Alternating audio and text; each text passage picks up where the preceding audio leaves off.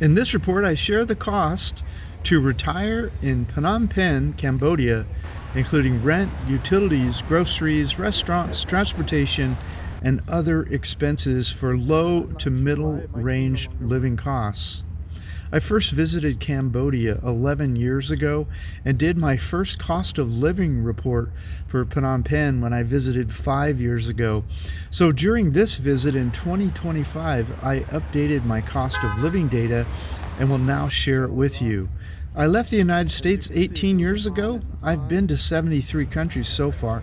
As I travel the world, I report on the best places to retire cheap in paradise. 5 years ago, Cambodia was one of the cheapest places to live, and that is still true. I flew to Cambodia from the USA, where I was visiting family and friends for 2 weeks. I found the cheapest one-way flight to Phnom Penh on Skyscanner for $541 US. Once I learned the cheapest flight from Skyscanner, I booked direct with Korean Airlines only 5 days before I flew. Once I cleared immigration and got my luggage in Phnom Penh, I bought a Cambodian SIM card for my unlocked Samsung smartphone for $15 US. I used Grab Taxi to get to my hotel for $7. On this visit to Phnom Penh, I stayed in this Airbnb condo, link provided, for about $25 per night. In this video, I will only share my updated cost of living numbers, but the full written report includes retirement desirability factors such as medical, walkability, internet, food, weather, things to do, social considerations, expat community, real estate, and my overall retirement desirability score for Phnom Penh, Cambodia. The written report also includes my favorite restaurants, things to do, nightlife, walking tours, city walking tour, and other useful information. Okay, here are my estimated costs of living converted into US dollars if the two of us move to Phnom Penh year-round on a tight budget. As I go, I'll also share what more typical middle-range expats might spend. Okay, estimated costs to retire in Phnom Penh, Cambodia. Rents. I found this furnished one-bedroom apartment advertised today for $299 US per month for a 1-year lease in one of our favorite parts of the city. If you rent for a shorter period of time on Airbnb, it would be much more expensive. If you rent a larger apartment on a 1-year lease, the middle range rent would be higher, around $600 per month, on up depending upon size and area. Here is the process we use to find great apartments. So we'll show you a table of all expenses in a moment. We will use $299 per month for our lower rent estimate and $600 per month for the middle cost of living estimate for expats who want a little more space. This ebook taught me everything I needed to know about money so I could travel freely all over this amazing world. To get a free copy, either scan this QR code with your smartphone or click the second link in the notes below this YouTube video. If you're willing to ride public transportation or drive a scooter or car 30 minutes outside of Central, you could easily save an additional 20 to 40% on rent.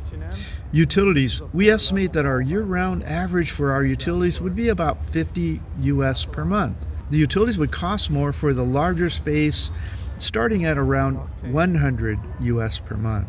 Groceries. When possible, we would purchase fruits, vegetables from the central market, small shops and street vendors to save money. But we would also shop in grocery stores for non-perishable foods and other things like shampoo and detergents. We estimate around $250 per month for groceries. Other expats are likely to shop more often in the expensive grocery stores, often spending more than $350 per month on groceries. Restaurants. We would eat out twice per week, mostly in more local style restaurants, a few blocks back from the tourist areas, for $3 to $4 US per meal per person, and 1 or 2 splurges per month for $6 to $10 US per meal per person. If you add all that up, we would spend about $150 for the two of us in restaurants per month. We may have a beer here and there, but that is covered below under alcohol.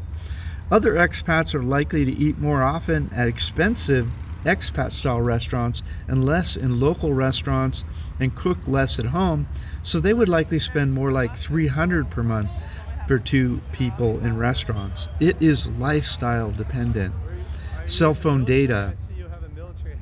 Cell phone data. The cost to get a single prepaid SIM card for your unlocked smartphone is about $15 per month.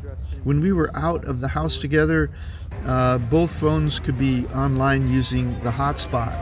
Other expat couples are likely to buy two prepaid SIM cards, so they would spend about $30 per month. Laundry. Many apartments in Phnom Penh have a washing machine, and my above grocery estimate includes laundry detergent, so laundry would cost nothing extra. People in Southeast Asia hang dry their clothes. Drinking water. We didn't see reverse osmosis delivery in 20-liter jugs here, so we would probably get a Brita water filter for the refrigerator. The filter refills would be about $5 per month. Internet, 50 megabits per second, up and down, is about $45 US for in-home Wi-Fi per month. Transportation. The city of Phnom Penh has local buses that cost about 40 cents US no matter where you are going in the city. We walk mostly while in Phnom Penh, but they also have grab taxi tuk-tuks that are pretty cheap. They take you around most places in the central area for around $3 to $4 US. So we would walk mostly and spend about $40 per month for transportation. Other expats may take more grab taxis and walk less and possibly buy a scooter, so I'll estimate $120 per month for them. Alcohol, which is optional of course. Domestic beers and corner markets in Phnom Penh are about $1 US for half liter, which is about 16 ounces. That works out to be about $75 US for standard size can of beer in the USA. In bars and restaurants, domestic beers range from about $1 to $6 US. So we estimate about $80 per month on alcohol for the two of us. Other expats often spend a higher amount for imported foreign or craft beers in convenience stores, bars, and restaurants, so we estimate about $200 per month for two people for them. Entertainment, which is optional of course, we would budget about $200 per month for entertainment for the two of us. We generally enjoy more do-it-yourself kinds of entertainment, so other expats would probably spend a little more, maybe $300 per month for the two of them for entertainment. Okay, let's add it all up. Phnom Penh, for the lower, rent's $299, utilities $50, groceries $250, restaurants $150, cell data $15, laundry $0, drinking water $5, internet $45, and transportation $40. The basic cost of living for us would be $854 per month. If we add optional alcohol of $80, ours would be $934 per month. Add optional entertainment of $200, that would put us at $1,134 per month. For the middle range estimate, $600 for rent, $100 utilities, $350 groceries, $300 restaurants, $30 for cell data, laundry $0, drinking water $5, internet $45, and transportation $120. The basic cost estimate is $1,550 per month for basic living costs. The optional alcohol of $200 would have put it $1,750 per month, and optional entertainment of $300 would put it at $2,050 per month. We gathered this data with our feet on the ground here in February of 2025, so just for inflation after that. The above lower estimate cost of living would be if the two of us lived in Phnom Penh on a tight budget. The middle estimate is just an example of what more typical expats might spend if they moved here. To understand what it would cost you to live here, you must put your feet on the ground, see how you would choose to live, eat, and entertain yourself, and add it all up. It doesn't matter what anyone else spends because we are all different. If you're going to try to retire cheap offshore, make sure to read my report, The 2 Biggest Risks of Retiring Early for Cheap Offshore. which explains why you should have emergency funds available for unexpectedly large expenses and how much more. To get a better understanding of things you should add to our estimated cost of living, watch this video, 9 reasons you cannot retire on $1,000 a month overseas. Most people will likely be unable to retire for the lower range estimate. I give example reasons why in a couple of different reports. You should also add anything to the table that you spend money on in your home country that's not listed in the table. Presumably you need those things necessary for you in life. To do that, visit Numbeo for Phnom Penh and add anything not mentioned in the table. Anything not on Numbeo you should add during your exploratory visit to Phnom Penh so you learn your personal cost of living before deciding to move here. Never move anywhere until you have visited first personally to verify the living costs for your lifestyle and needs. I'm not guaranteeing these prices. These are just my notes and estimates from the time of my visit in this post. Your costs will likely be drastically different.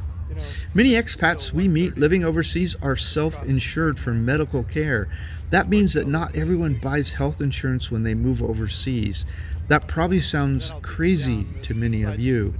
I didn't carry medical insurance for my first 17 years living overseas, but last year I bought medical insurance. If you're wondering what it costs and what it covers, watch my medical insurance video at this link. This is not an affiliate link. More typical expats living costs in Phnom Penh range from about $1,800 to $3,500 US per month. But people living on those kinds of numbers have higher savings, incomes, or pensions. They often report spending more on accommodations, entertainment, eating out, traveling, and drinking more alcohol. Many also have more expensive cars, houses, or apartments. For Cambodia visa, the tourist visa, many countries can get a visa on entry for $40 US. Make sure to bring one passport size photo and US cash for your visa on entry. The USD cash you give to immigration must be the most recent version. They do not accept past versions of USD money, even though past versions are legal tender in the USA. The notes must also be pristine condition with no tears, marks, ink, or fading. I'm not kidding. You can also apply for a tourist type visa before arriving in Cambodia. Okay, retiree visa. If you think you may want to get a long stay visa while you're in Cambodia, you must apply and obtain an E-type visa before you arrive in Cambodia. If you enter Cambodia with an E-type visa instead of a tourist visa, you'll be eligible to apply for an ER-type visa or a retirement visa, which is one of the easiest retirement visas in the world. Practically no paperwork required. Employment or business visa. If you're under age 55 and you think you may want to get a long stay visa while you are in Cambodia, you must apply and obtain an E-type visa before you arrive in Cambodia. If you enter Cambodia with a tourist or T-type visa or a tourist visa on arrival, you'll be required to exit Cambodia and re-enter with an E-type visa. Once in Cambodia, you can apply for a work permit if you need one, as discussed by the following 2 guests who were too young to get a retirement visa. Both those interviews you can watch on the first link in the note below this YouTube video is the webpage with all this information. Okay, Phnom Penh Old Town Walking Tour is available there also. The BKK nightlife map, which is the area we stayed in, it's a little different nightlife area. The central Phnom Penh nightlife walking map, and our 2025 restaurants update, and 2025 markets and malls update. This report will be added to the front of the Phnom Penh report created 5 years ago so you can see how things have changed. Next week, I'll post the cost of living update for Siem Reap, Cambodia. Make sure to grab a copy of the free ebook about financial independence so you can retire early. Click the video on screen now if you'd like to know my favorite places to retire overseas in 2025 after traveling the world for 18 years. The world is your home. What time will you be home for dinner?